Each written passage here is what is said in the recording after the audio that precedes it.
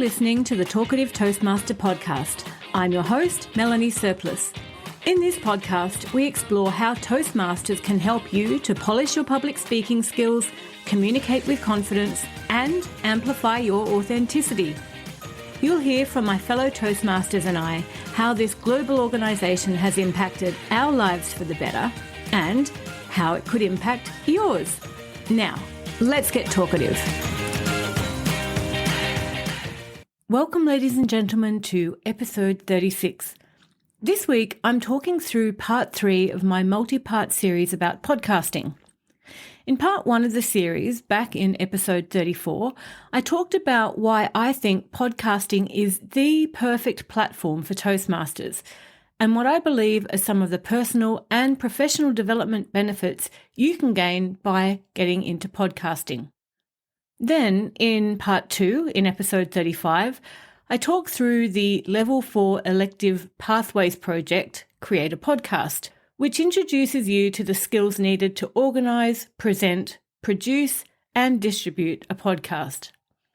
This week, I'll talk about some of the practicalities based on my actual experience of podcasting for the last 7 months, including what sort of equipment and tools you'll need, the recording and production process, podcasting platforms and other ways of distributing your podcast, and a little bit about marketing your podcast to ensure it gets out to your intended audience. And I want to stress that this is really an overview of a process I use, and there are plenty of resources out there on YouTube in particular that will delve into each area in massive detail. So this is really just to give you an overview of some of the processes and tools I use to hopefully pique your interest enough for you to get going. So let's start with the equipment and tools that you'll need. Now, starting a podcast as an amateur does not require an extensive setup. Although, like any hobby, you could go crazy with buying gear and all the accessories. But at the very least, you'll need a microphone. And you've got a couple of choices here. One is a USB microphone that is easy to use and plugs straight into your computer. This is what I use and have used from the start of when I started podcasting. I use the Rode NT USB Plus Professional USB condenser microphone, and this cost me about $230. This mic also comes with what is called a pop filter, which helps to reduce plosive sounds, and that is those sometimes harsh sounds like P and B that give that pop.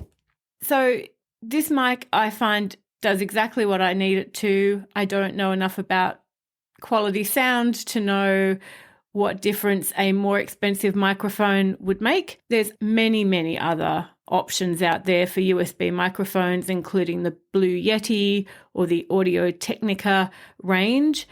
Again, if you're buying equipment, I would suggest looking at gear reviews and just seeing what's around and what's in your budget. It can be such a broad topic.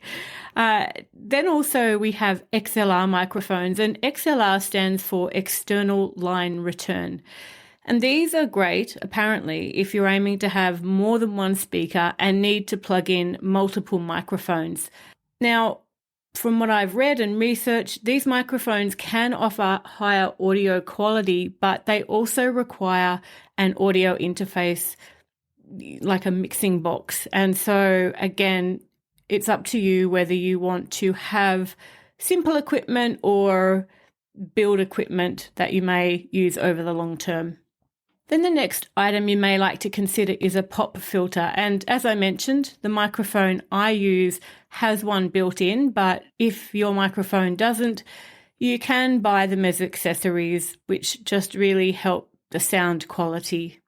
You may also like to consider a boom arm or a microphone stand, and these help to position your microphone comfortably and reduce handling noise. And brands like Hail Sound and Rode offer good options here. Now, I don't actually have one of these, but I can absolutely see how they would be useful.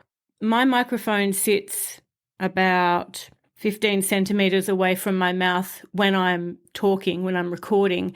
And on a number of occasions, I have smacked the microphone with my hands because I actually gesture while I talk. So I have bumped my microphone a few times, and I believe a boom arm or a microphone stand that got the microphone actually away from my hands might help. Then you may need to consider headphones. So the ideal here is closed back headphones, and these can help in monitoring audio without sound leakage.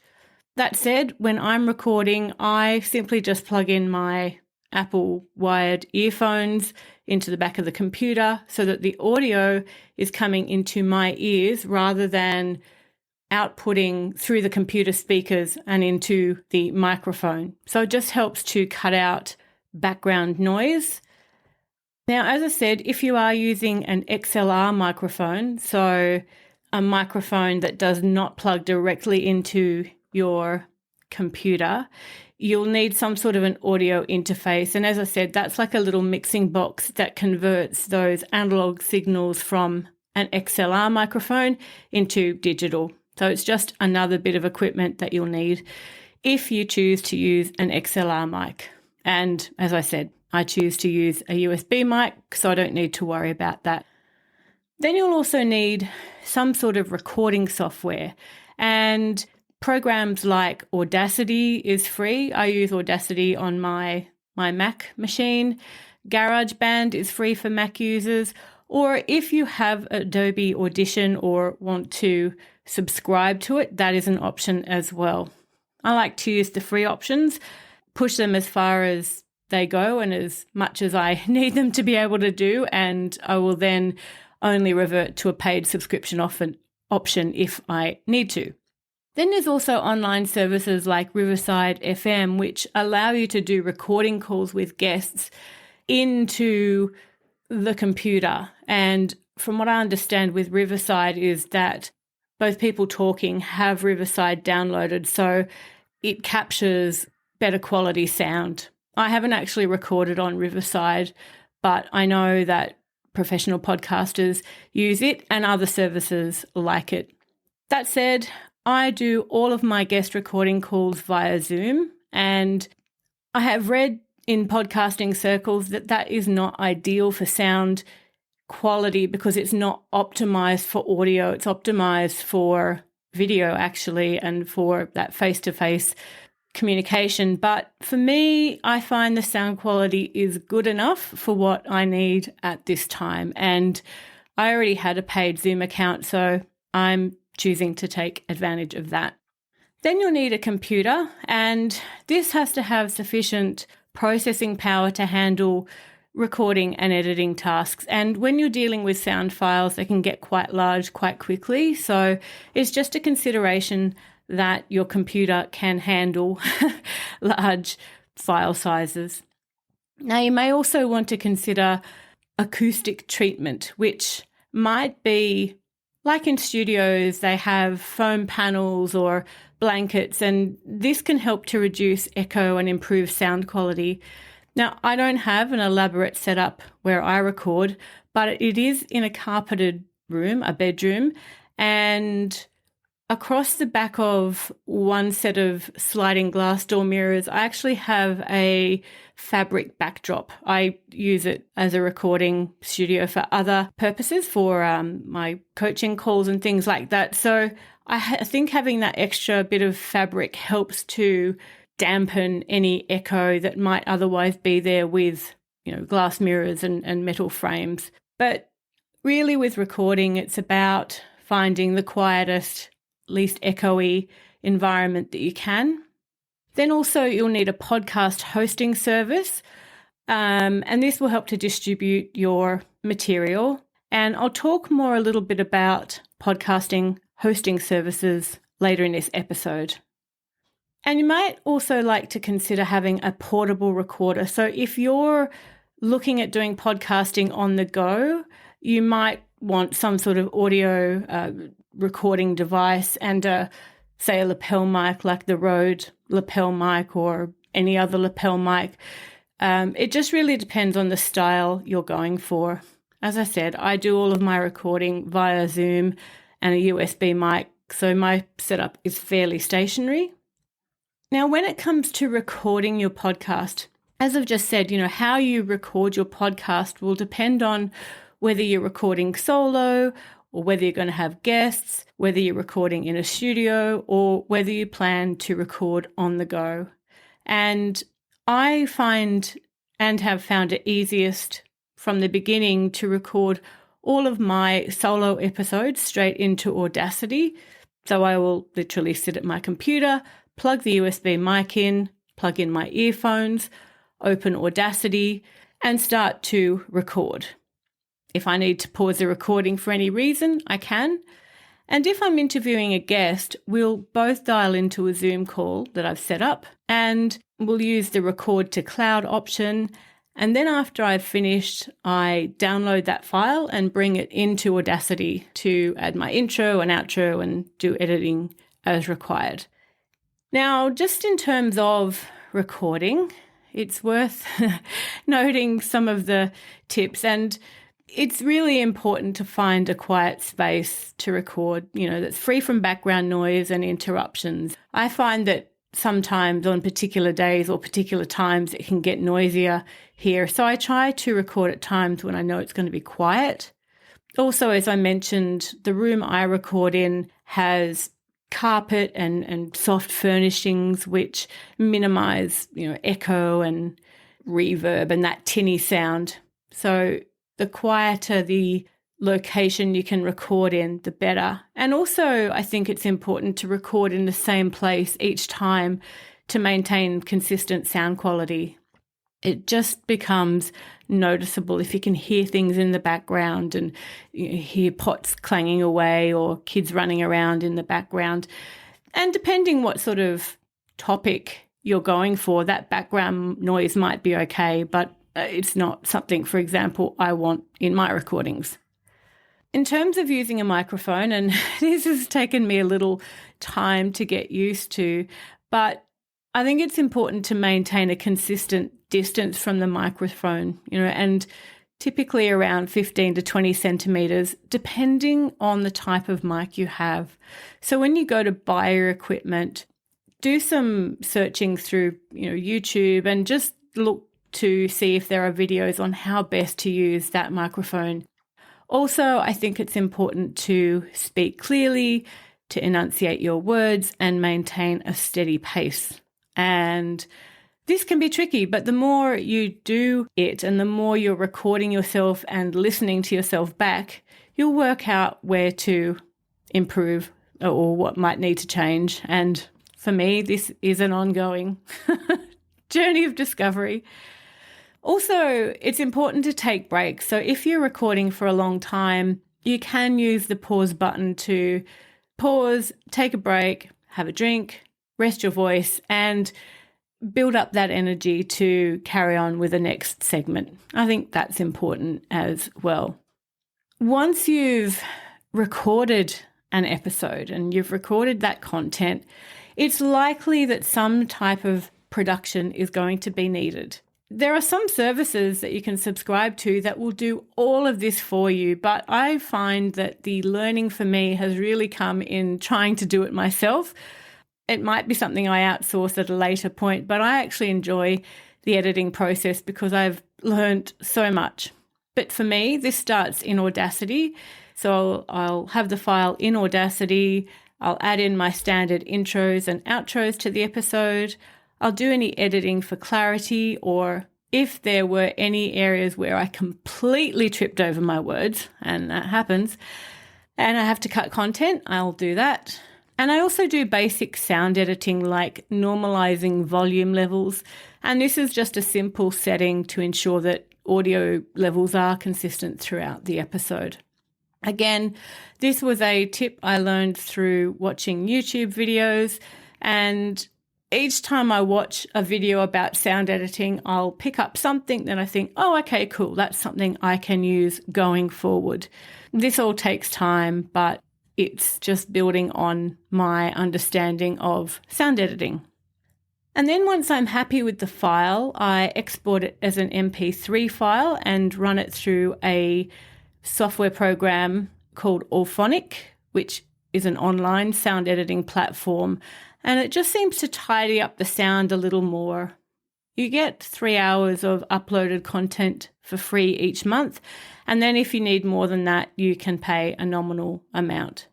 So again, I always try to look at the free options that are out there, and if I then need to pay for a paid version of it or additional usage of it, I do. And then my file is ready to upload into my podcast hosting platform. For me, that's Buzzsprout. Now, podcasting platforms play an important part in the podcasting ecosystem. They provide the infrastructure and tools needed to distribute, manage, and promote your podcast. And there are plenty of paid services like Buzzsprout, Libsyn, Podbean, and Anchor.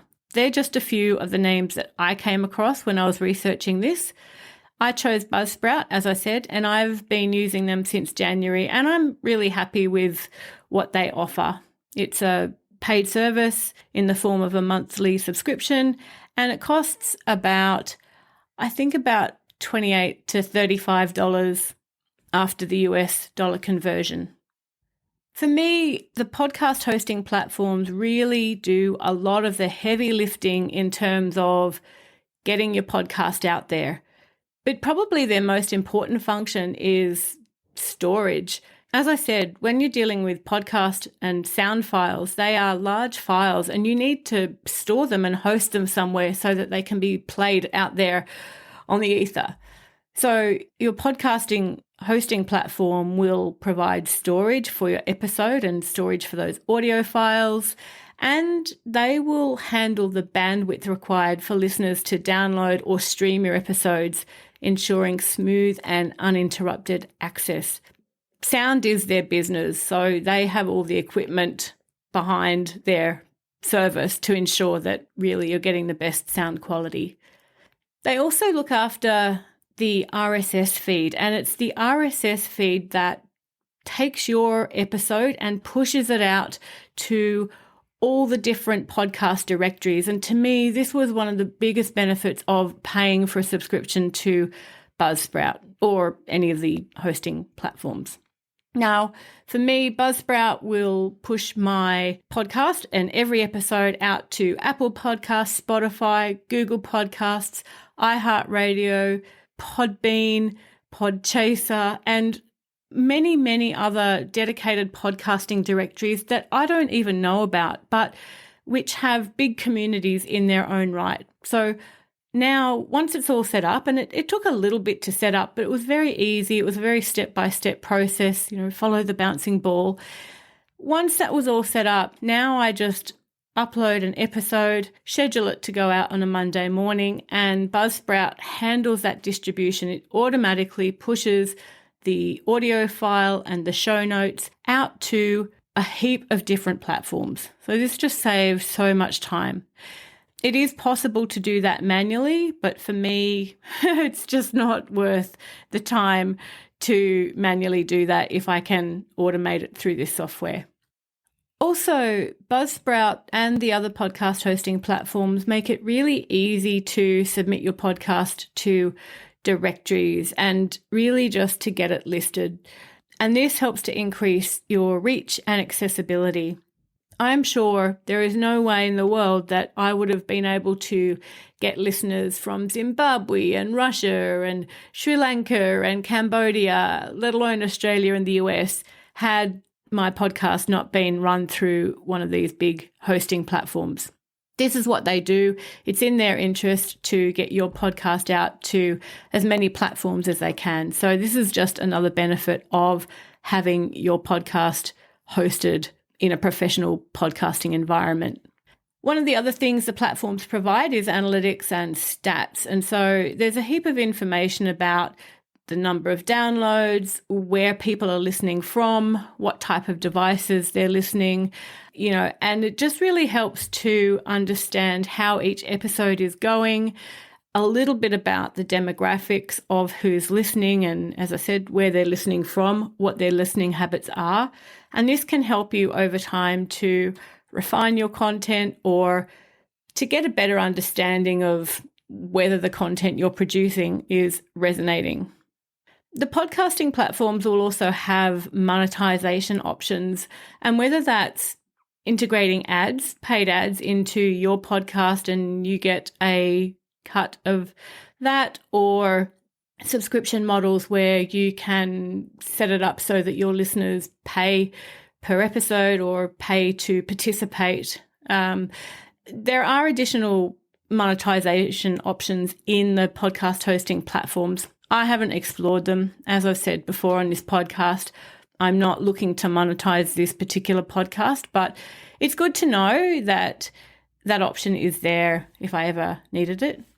One of the other really important aspects of the podcast hosting platform is that they provide a basic website or a web page for you to host your content. And I was able to buy the domain name, talkativetoastmaster.com, and map that to the page on Buzzsprout. So I can basically point people to talkativetoastmaster.com. That directs them to a page that's actually hosted on Buzzsprout. And each time I release an episode, that will appear on that website. Now, I haven't chosen to build an entire website around the podcast. I think the mini site that Buzzsprout provides for my monthly subscription fee is completely adequate for what I need. At the same time, the API function in Buzzsprout would allow me to send those blog posts out to an actual full-blown website if I chose. So I think it's important to have that option as well. You need to be able to point people to somewhere. And ideally it's, with the domain name of the name of your podcast. Also, I love the episode management aspect of Buzzsprout, and this would be the same in other podcast hosting platforms. So I can schedule my podcasts to go at specific times. I can edit them. Buzzsprout provides some really cool AI tools that can help to create the show notes and help to create social media posts if I choose to use them. There's also a blog function, so it will actually transcribe every episode and create a 750-word blog post from that.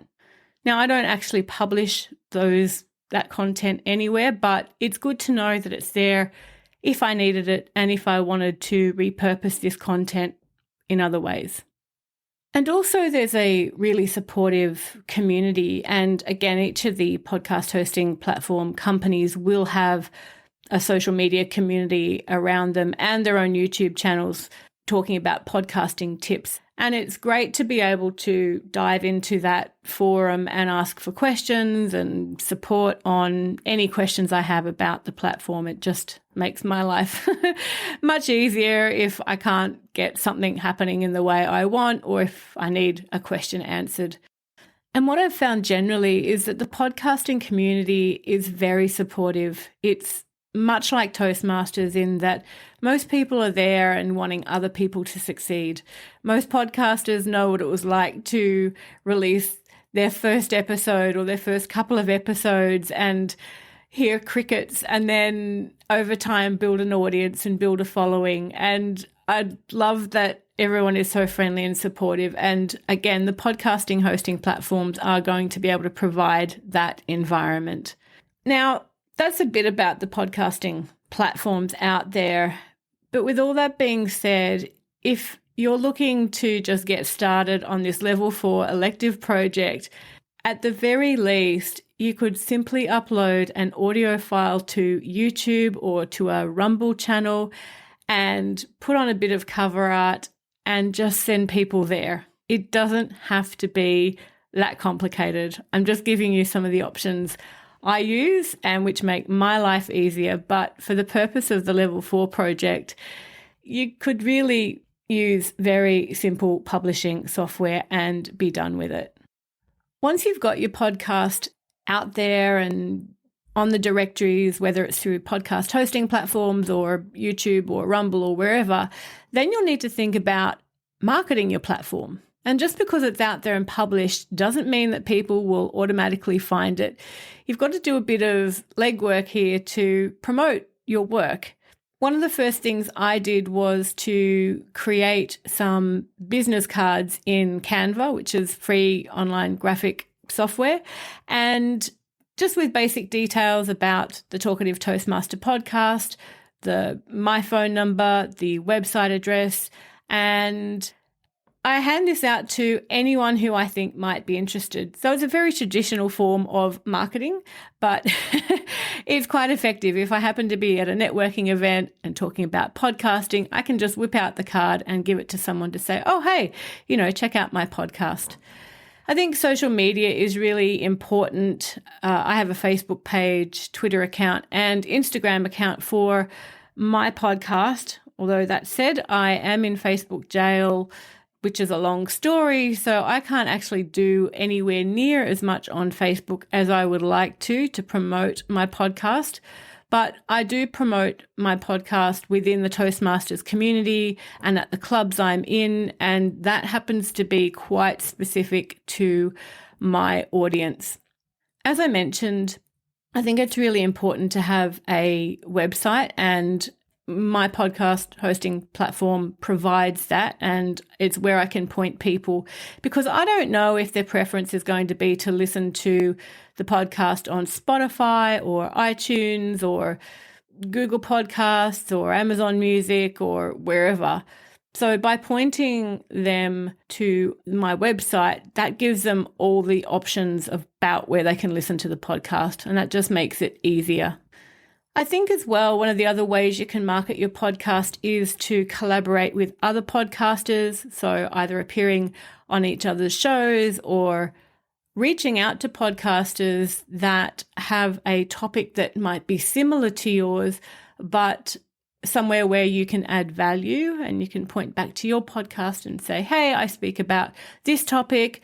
Would you like to do a collaboration, or would you like to appear on my show, or I come on your show? So it's a bit of marketing yourself and putting yourself out there, which can be daunting, but it can have massive rewards. And I have met some great people just through reaching out and introducing myself.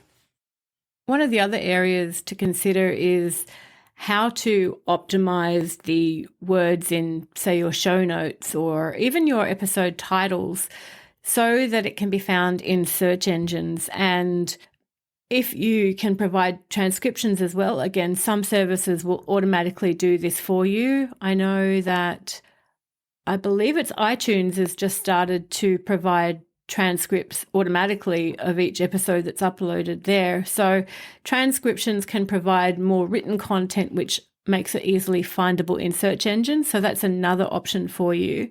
And then there's the good old networking in person. As I mentioned, I really like to just talk to people about my podcast. If I think they might be interested, I give them the details. And also if I think that they would make an interesting guest, when I'm at Toastmasters events and I find someone that has an interesting story, and I believe everyone has an interesting story, then I invite them to come on the show and send them some follow-up information. So as we wrap up this particular episode, I want to acknowledge that the idea of starting a podcast can absolutely sound daunting. In thinking about the equipment and tools, the recording and production process, podcasting platforms and marketing your podcast, it can seem like there is a lot to do. I get it. But I come back to the fact that you can learn as you go. You can upgrade equipment as you go if you need to.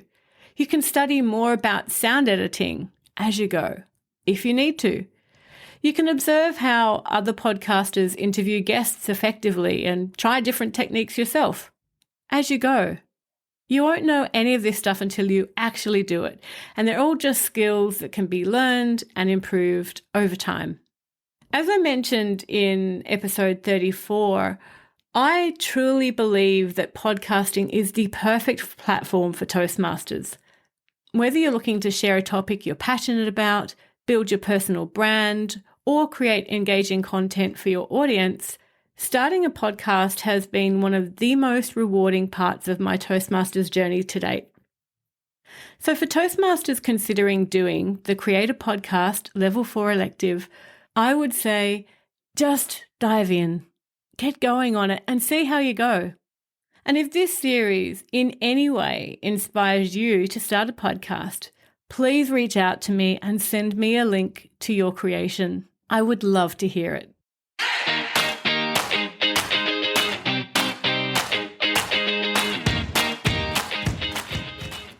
Thanks for listening to today's show.